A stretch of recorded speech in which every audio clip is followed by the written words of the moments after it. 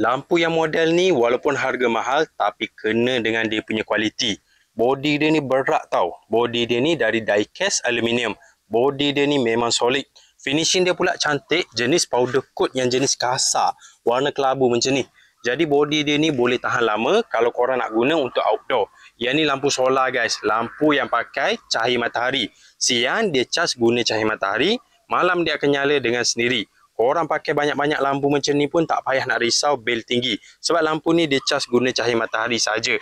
Kalau yang jenis kerap tinggal rumah waktu malam, pakai lampu macam ni, lampu ni akan automatik nyala bila waktu gelap. Jadi rumah korang akan sentiasa cerah.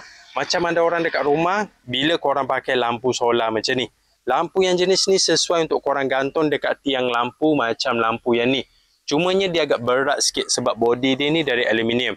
Jadi tiang korang tu dia kena solid. Kalau nipis macam ni dia tak apa-apa nak support. Kena pakai tiang yang jenis besar lebar macam ni baru dia boleh support. Yang model ni memang puas hati sebab dia punya kualiti memang premium. Lampu LED banyak dekat bahagian belakang. LED dia pula jenis sebiji-sebiji macam tu. Body dia pula jenis nipis dan lawa. Jadi kalau korang ada bajet lebih sikit, korang boleh check model yang ni. Memang baloi. Korang boleh check lampu solar ni dekat link video.